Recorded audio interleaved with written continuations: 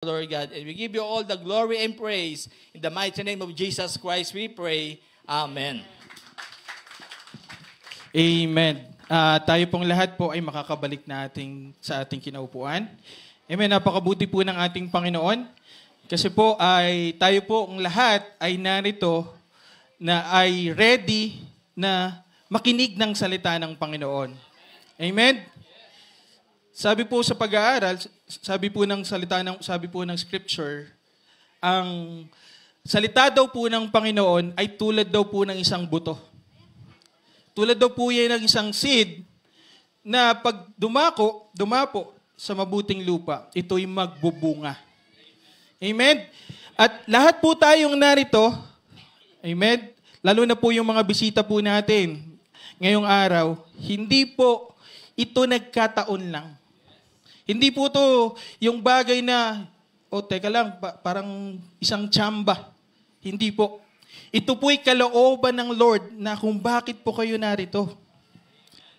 Ito po yung panahon na marinig, na dapat natin marinig yung kabutihan po ng Diyos sa atin.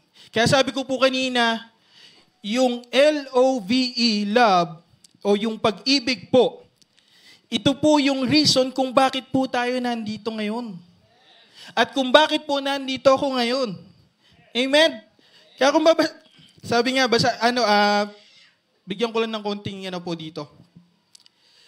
Sabi dito, sa awit niya, it's about you, it's about me. It's about the truth that set us free. Amen? It's about you and it's about me. And it's about the truth. And the truth is in the Bible. And the truth is Jesus. Sabi ng Bible, He is the way, the truth, and the life. If you want life, go to Jesus. Amen? If you want truth, go to Jesus. If you are asking a way going to heaven or to eternal life, go to Jesus. Kaya sabi po ng nakasulat sa likod ni Pastor Jerby, it's all about Jesus. Amen? Palakpakan po natin ang ating Panginoon. So, ito po yung unang araw po ng aming series about the 3 parts. Ito po yung tinatawag na spirit, soul, and body. Okay po?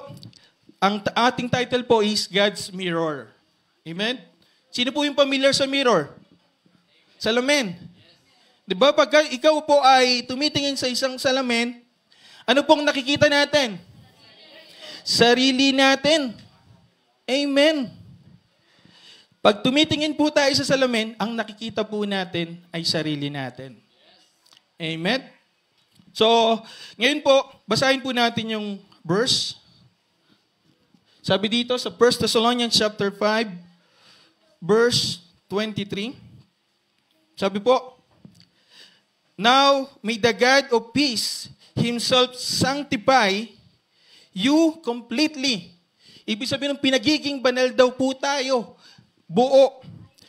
And may your whole spirit, soul, and body be preserved blameless at the coming of our Lord Jesus Christ. Yung spirit daw po, yung soul, and yung body, lahat po yan ay meron po ang bawat isang tao. Amen? Alam niyo po ba na 3 ang parts natin, spirit, soul, and body? Gusto niyo pong ma-check? I-check po natin isa-isa. Magsimula po tayo sa body. Sino po may salamin? Pag tumingin po tayo sa salamin, makikita natin yung sarili natin. And that's the body.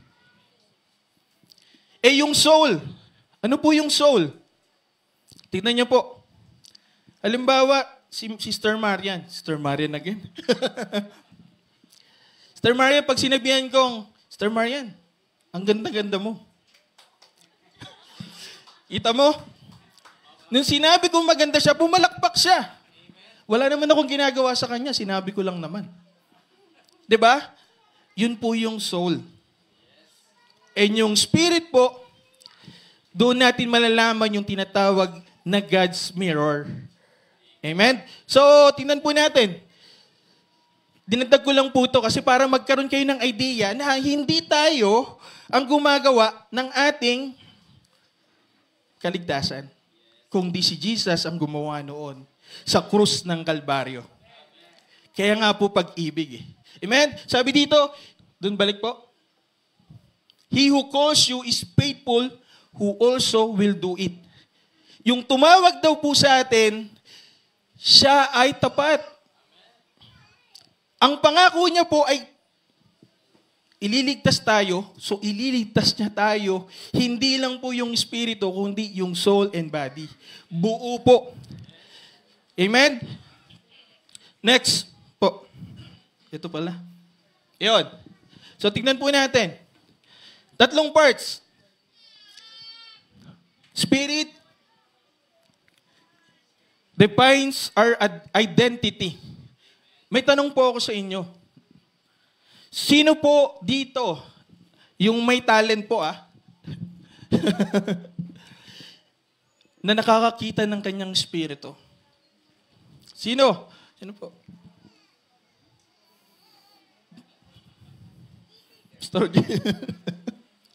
Sino po nakakita na ng espiritu niya? Wala pa. Actually, wala po talaga makakagawa nun. Okay? Mamaya, isa-isayin po natin. Okay po. Soul. Ito po yung soul po, ito po yung mind, emotion, and will. Nung sinabihan ko po siya na, Sister Marian, ang ganda-ganda mo. Nadama niya yung salitang narinig niya. Tandaan po natin yung body, meron pong tinatawag na 5 senses. Familiar po kayo? Sino po yung nag-aral ng science? Tapos nakapasa. Nung ako po yung nag-aral nung college po ako, nag-aral po ako ng science. Yung teacher po namin sa science, galit po sa akin. Kasi nagtalo kami sa religion. So, sa mga salita. So, ayun po, bagsak po ako. Pero, yun po. Sino po nakakaalam? Meron po tayong 5 senses. Tawagin natin. Sino po? Taas po ang kamay. Sister Marian, ano po? 5 senses. Sense of sight, smell, taste, touch, and ear. Tandaan po natin, ang body at soul po, hindi po maghiwalayan, hindi magkaiwalayan. Tandaan po natin na every time, kasi ang window po ng ating soul ay yung body. So, pag tayo nakakita ng isang bagay, papasok yung ating pag-iisip. Amen? Pag nakarinig tayo ng katulad ng sinabi ko kay Sister Marian, sabi ko sa kanya, napakaganda mo, natuwa siya, yung puso niya, di ba, lumundag. So, yun po yung soul. Amen? So, pasok tayo dito sa body. Dwelling, ibig sabihin nun, vessel. Sabi ng Bible, lahat tayo ay babalik sa alabok. Amen? Babalik sa alabok. Saan ba po ba tayo nanggaling? Sabi ng Genesis. Galing po tayo sa alabok. Amen?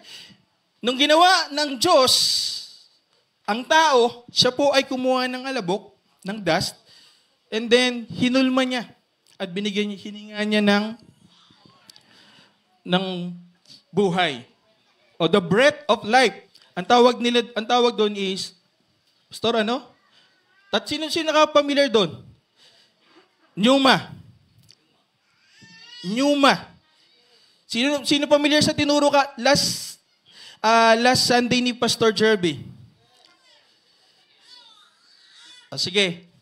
Subukan natin Ano ang Greek word ng spirit? Ang galing nyo ma. Ano ang Greek word ng soul?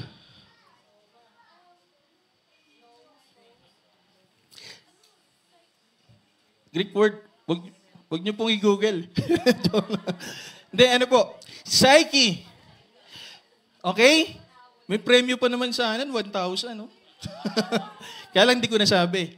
So, ano yung Greek word ng body? Ha? Soma. Galing. Nang-copy niyo ba doon saan? Soma. So, alam natin yung tatlong parts na yon. Okay? So, ito po yung dwelling, ito po yung vessel, yung nagsasalita, yung 5 senses, at yung nakikita natin gumagawa, ito po yung katawan.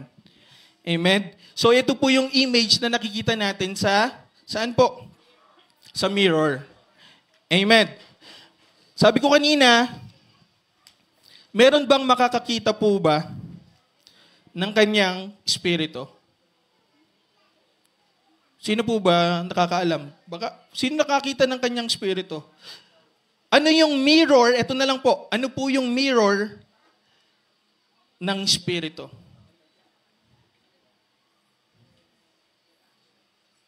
Tahimik. Ano po ba? Ang mirror po ng espiritu ay ang salita ng Diyos. Kung gusto mong makilala ang sarili mo after mong tumanggap sa Panginoon at bago ka tumanggap sa Panginoon, nasa Bible. Yan po ang katotohanan. Okay? Gumana. Yan po. No natural access. Wala po talaga tayong access dun sa bagay na yon. Next po.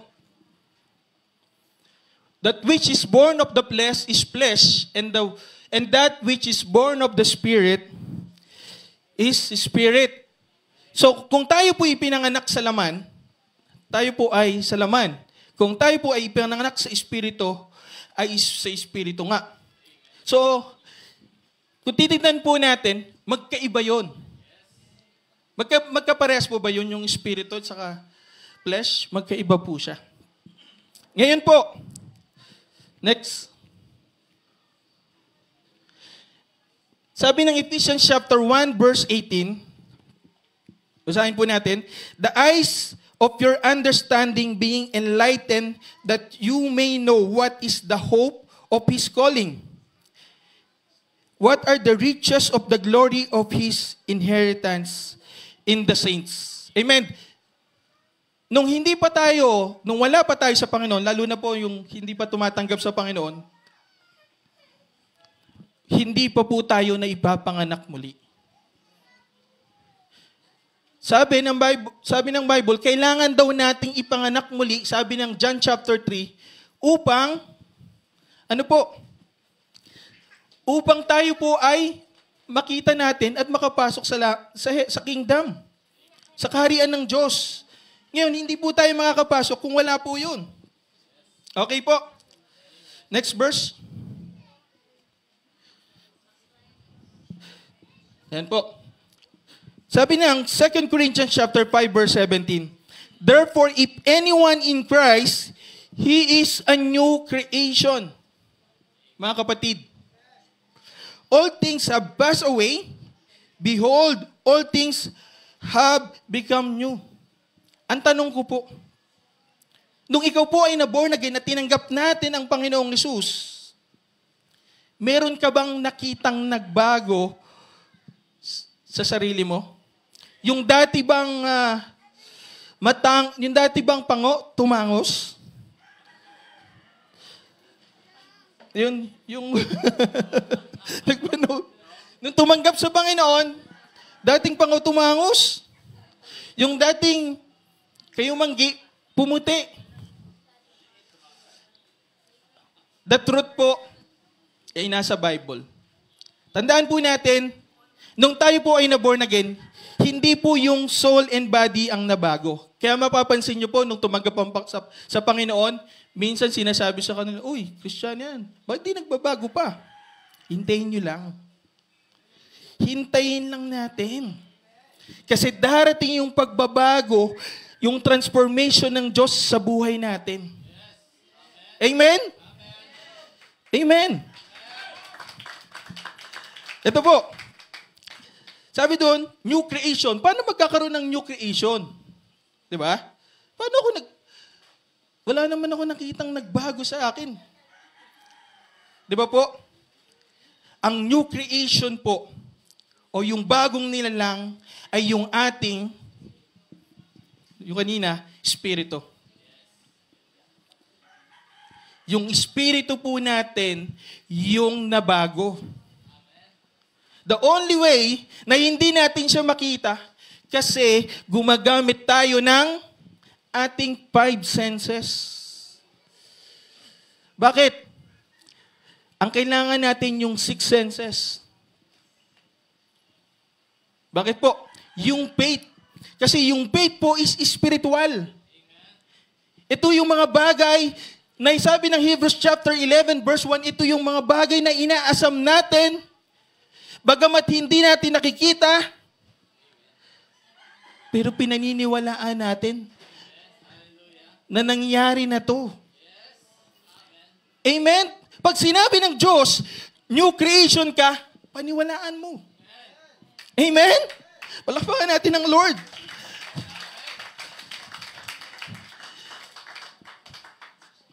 Minsan napapansin natin, parang di pa rin nagbabago, hintayin mo lang. Lagi ko naririnig to kay Brother Jerwin, kaya natutuwa ako sa kanya. Sabi niya, kailangan natin ng renewing of mind and heart.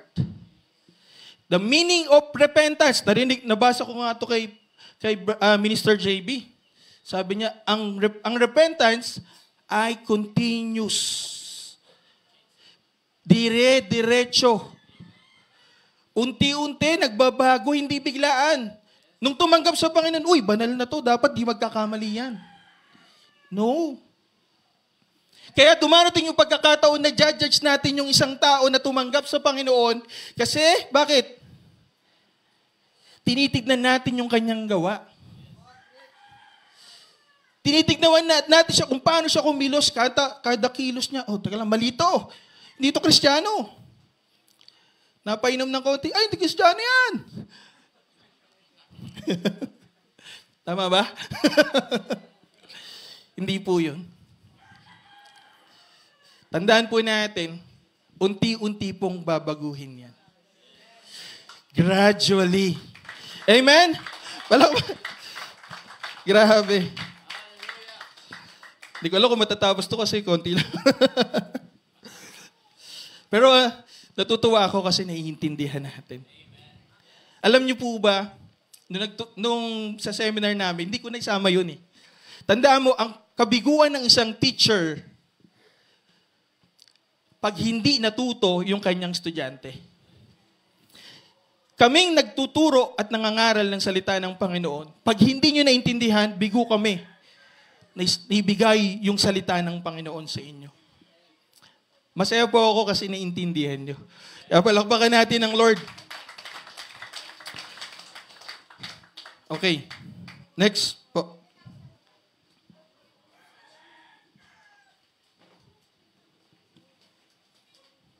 Bro. Yan.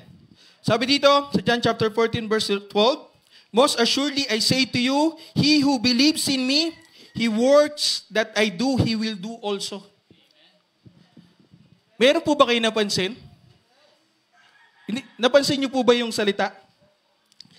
Most assuredly, I say to you, he who believes in me, he who believes in Jesus, the works that I do, he will do also. Amen? Sabi doon, and greater works than this, he will do. Knowing your identity in Christ is the best thing na dapat nating maintindihan.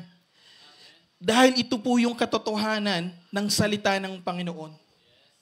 Amen? Magkwento ko lang din po, no? Nung hindi ko pa alam yung identity ko sa Panginoon, natatakot ako. Bakit ako natatakot? Natatakot akong may impyerno. Kasi sabi ng Bible, pag ikaw, sabi ng Bible sa Romans chapter 6 verse 23, the wages of sin is death. Ang kabayaran daw po ng kasalanan ay kamatayan. Naiisip ko lagi, nagkakasala pa ako eh. Ang sabi ng Bible, sa isang kasalanan, ito'y magbubulig sa'yo sa impyerno. Kasi ang makakapasok lang po dun ay perfect. Because our God is perfect and holy. So, ang tanong, paano ako magiging perfecto? Napapagod po ako talaga. Pinipilit ko maging perfecto, pero darating yung panahon na nagkakasala ulit ako. Alam niyo po ba yan, mga kapatid?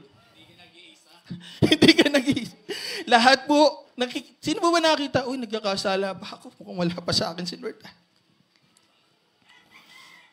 Kapatid, yun po yung naintindihan ko dati. Pero nung dumating yung 2023, lagi po kami nagtatarakapi nun eh. Tapos yung nawala. And dumating yung isang bagay na nagising ako. Ang kala ko dati, ang magliligtas sa akin ay sarili ko. Okay? Pero ang katotohanan, hindi pala. Hindi pala na ako ang magliligtas sa sarili ko.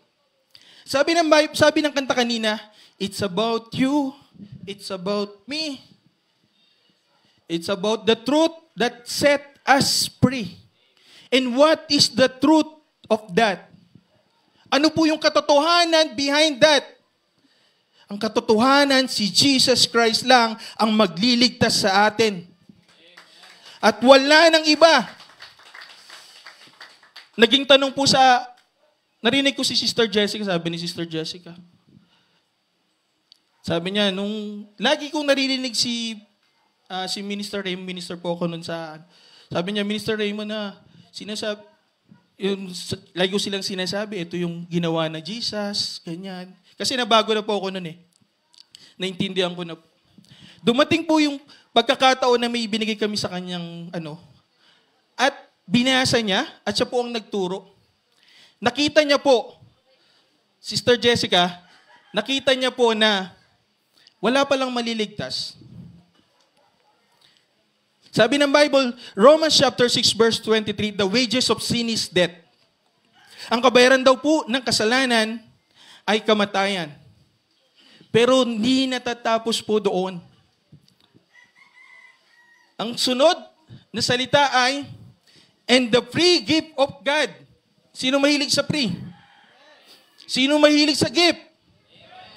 Lahat po tayo, basta free.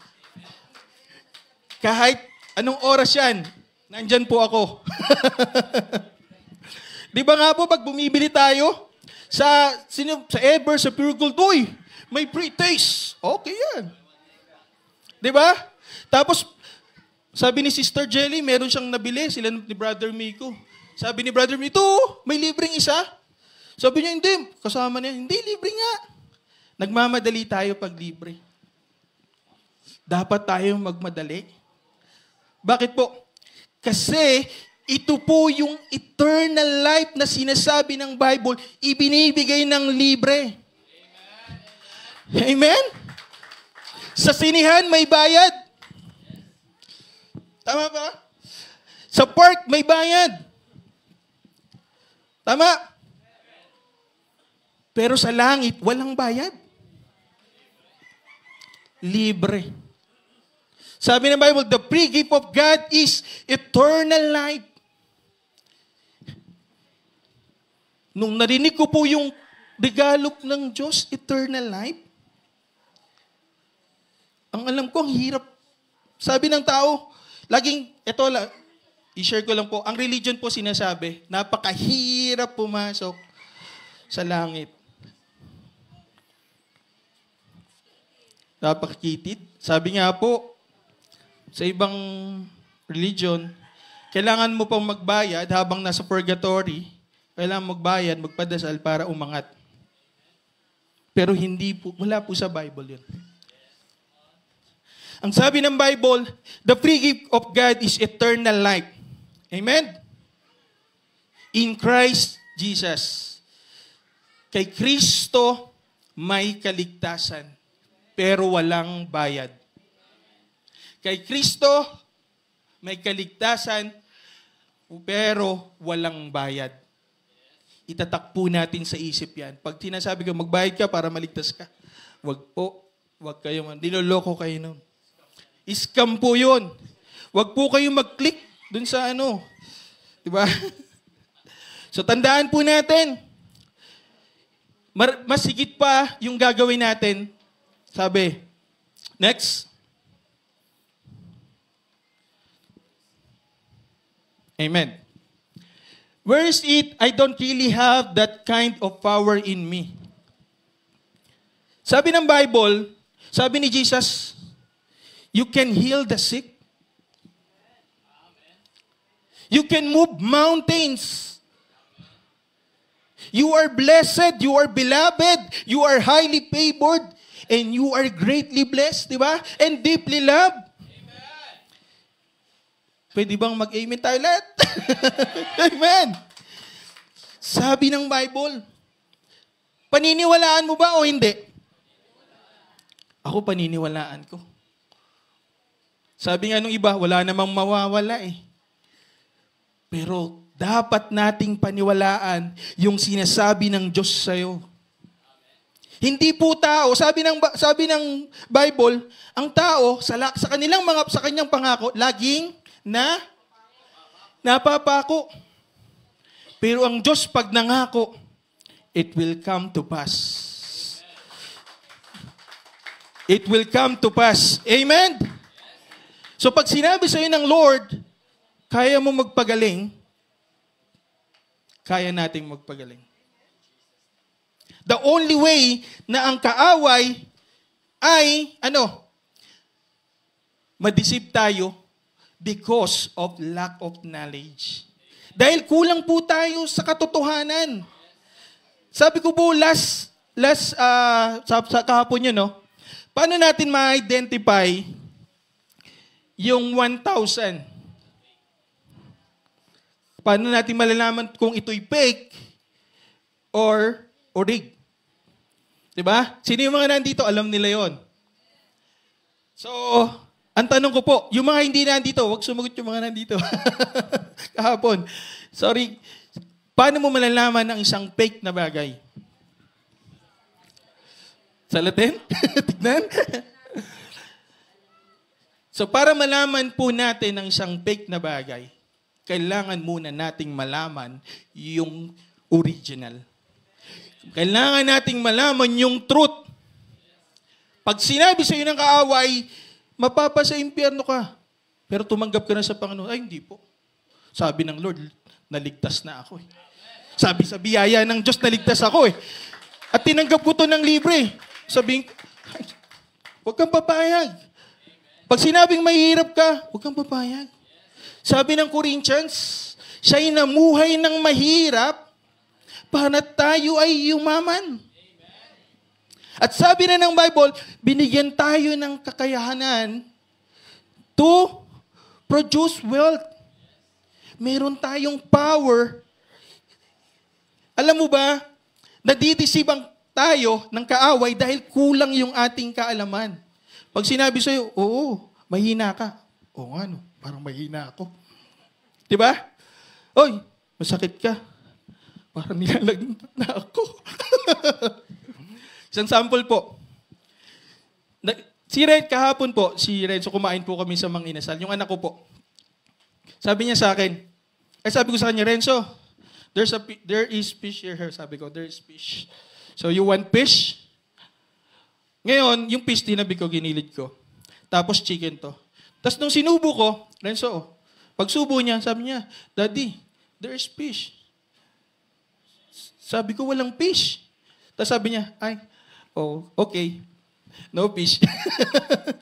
Tandaan po natin, sa bawat naririnig natin na hindi para sa'yo. Bakit ko sinabing hindi para sa'yo? Kasi alam mo yung katotohanan yung para sa'yo. Amen? So dahil alam mo yung katotohanan, huwag mong pakinggan. Kasi sabi ng Bible,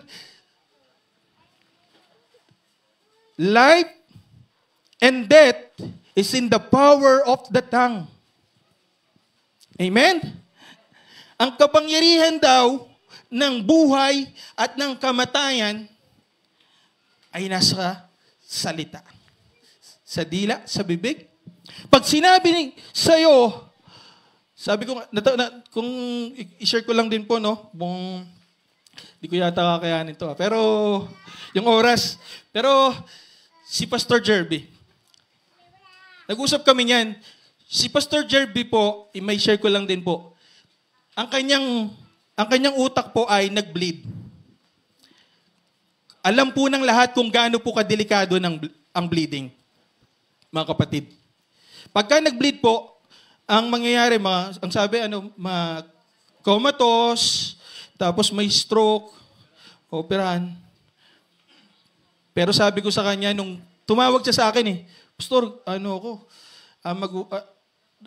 dadalhin na ako sa ospital. Ano daw ako? Sinabi mo sa akin? Na-stroke daw ako.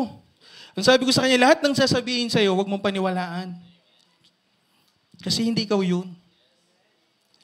At simula nung nandun siya, lahat ng sinasabi ng doktor, sinasabi niya, hindi po ako yan. Kasi alam ko kung ano ako. Ako'y namumuhay sa Espiritu. Iba yung pamumuhay sa Espiritu at pamumuhay sa laman. And tayong mga naglilingkod sa Panginoon at tumanggap, dapat tayong mamuhay sa Espiritu. Because Spirit is life. Spirit is life. Amen?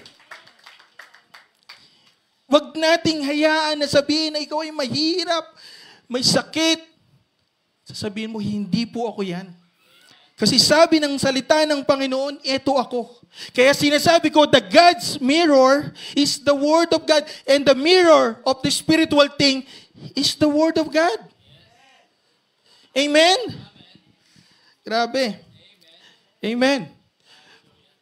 Pwede ba tayong sumigaw ng praise the Lord? Praise the Lord! Amen. Grabe. Next.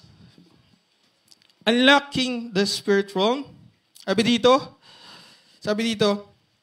sa John chapter 6 verse 63, Spirit who gives life, the flesh profits nothing. The Spirit who gives life. It is the Spirit who gives life. Sorry. It is the Spirit gives life. Yung Espiritu daw po, ito raw yung nagbibigay ng buhay. Kaya sabi ng Bible, nung si Jesus Christ ay namatay sa krus ng Kalbaryo, napagtagumpayan niya ang kasalanan at ang kamatayan. Bakit ka matatakot? Dati takot na takot po ako. Sabi ko, wala akong kaligtasan. Pero I realize, hindi pala ako magtatrabaho nun. Kailangan kong tanggapin ito.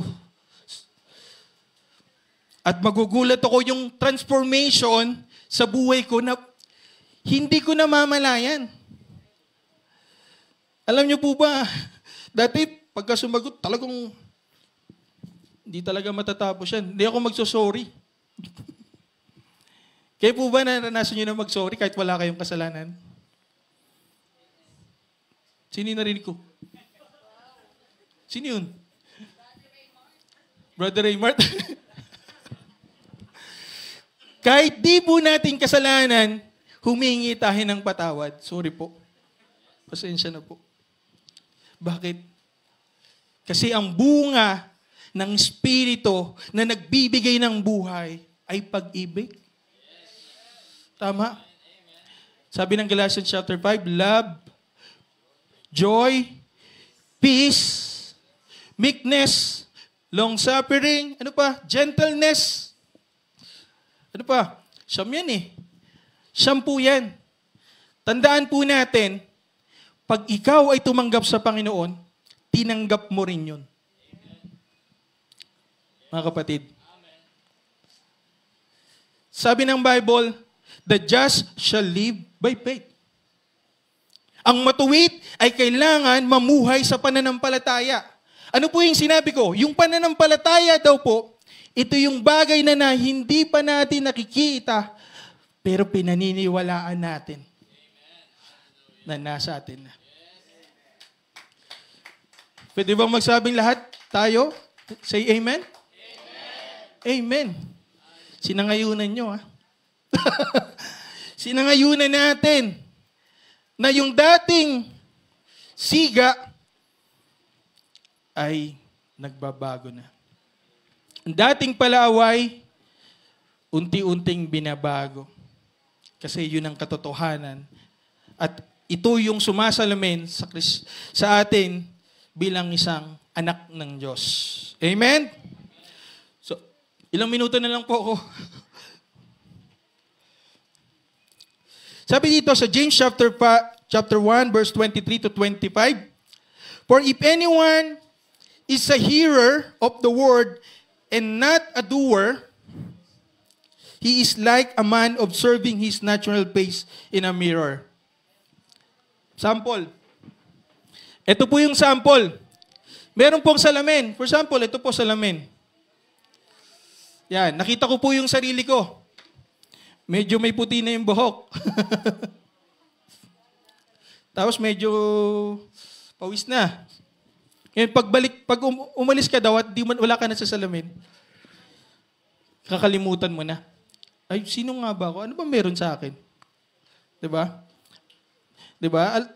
Bata pa ako, pero may puti ka ng buhok. Amen? Sabi dito, for he observes himself, goes away, and immediately forgets what kind of man he was. Nakakalimutan po niya kung sino siya. Bigyan ko po kayo ng idea.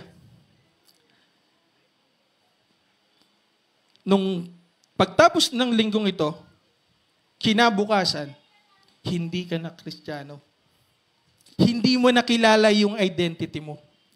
Kasi titingin pa lang natin, pinag-usapan pa lang natin na yung mirror, ang sabi, you are blessed, sinasabi mo, ang hirap ng buhay. Ang hirap, paano? Parang di naman ako pinagpapala ng Lord. Ilang beses na nga ako tumawag, hindi pa rin sinasagot. Hindi po totoo yun. Meron lang hinahanda, nagiging kapangpangan eh. Hinahanda ang Diyos na mas malaking pagpapala sa iyo.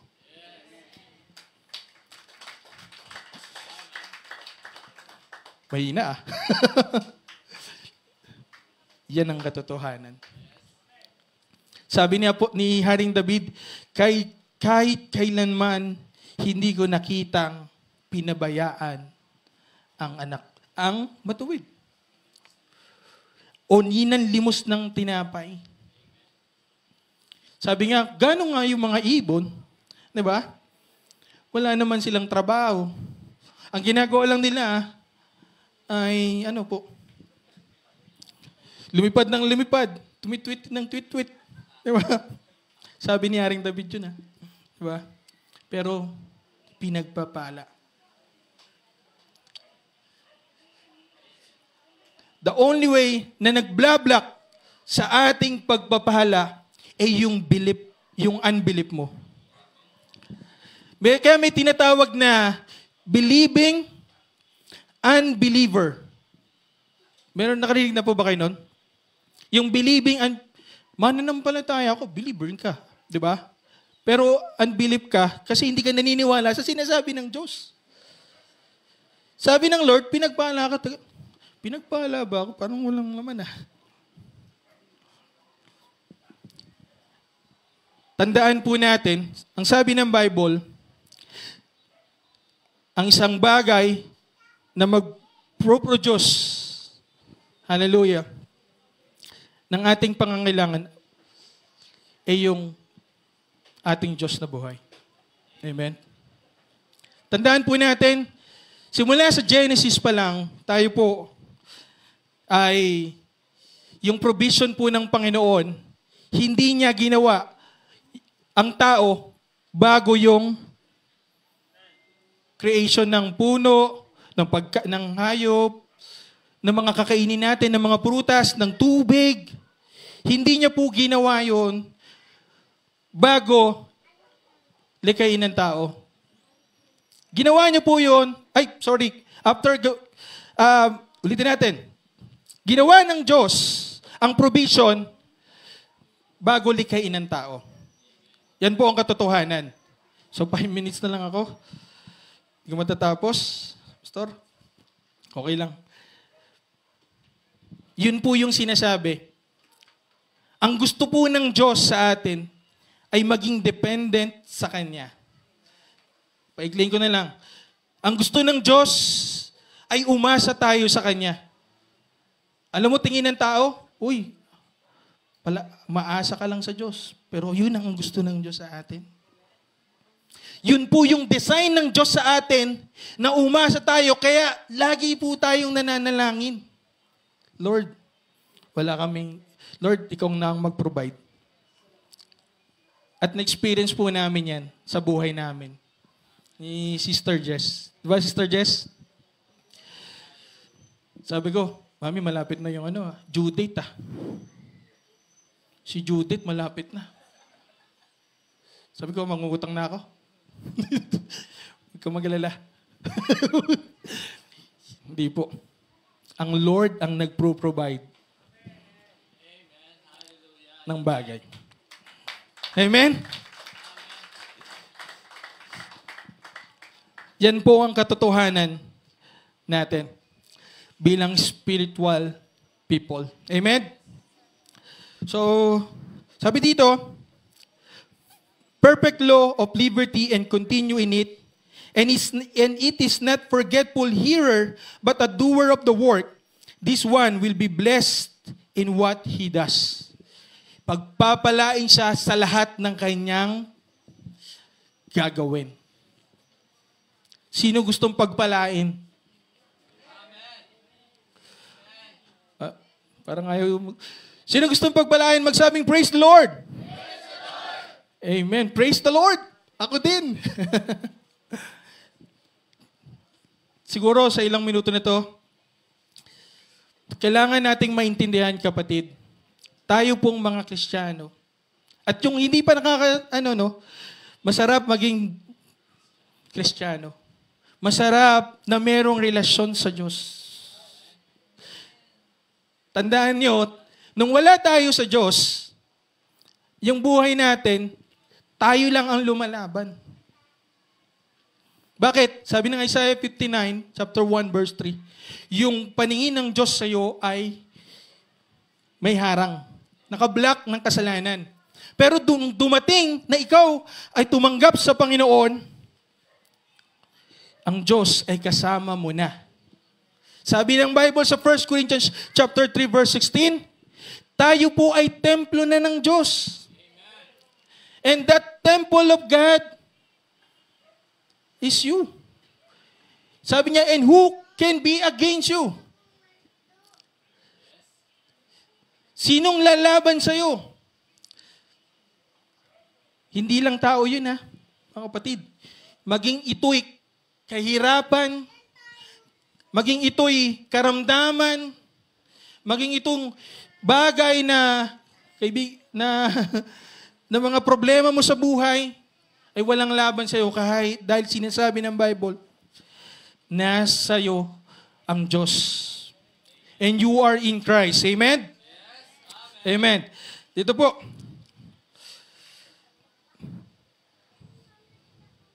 One minute.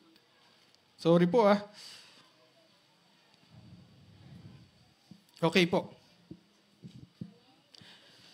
Next. A perfect reflection. So, a perfect reflection. And next, confuse. Tatanungin ko po kayo. Paano magiging perfect reflection yung taong sa tingin mo nagkakasala pa?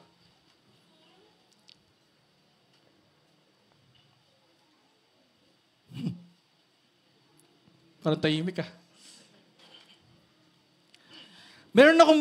Meron ulit akong pinost kanina.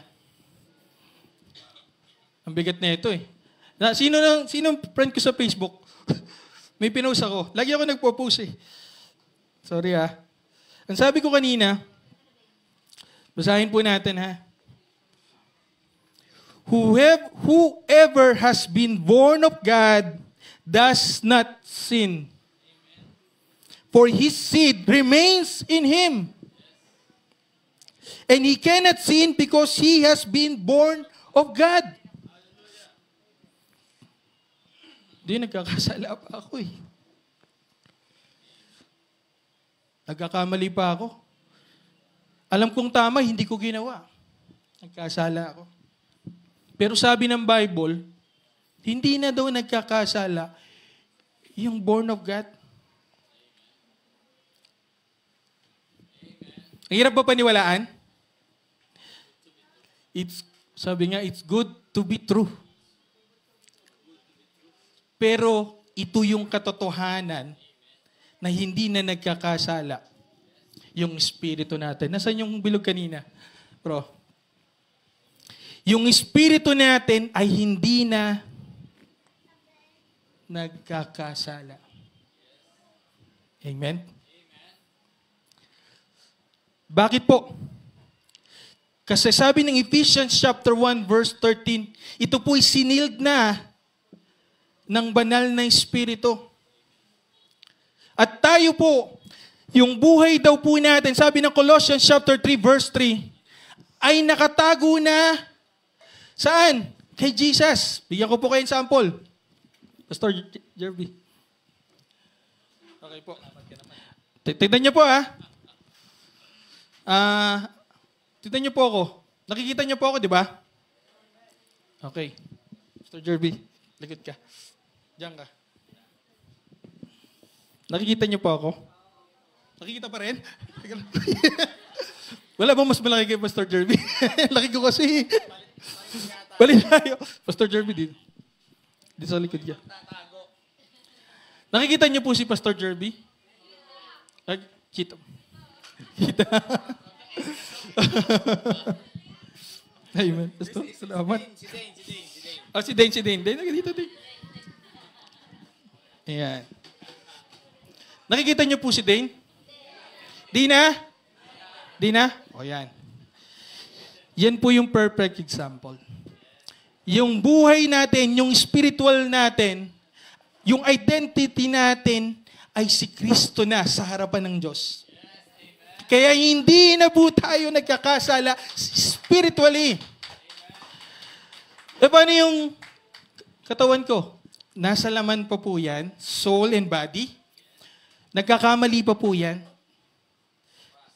Pero may proseso na unti-unting magtra-transform ang iyong buhay dahil sa kaligtasang ibinigay ng Diyos sa atin. Palakpakan natin ang ating Panginoon.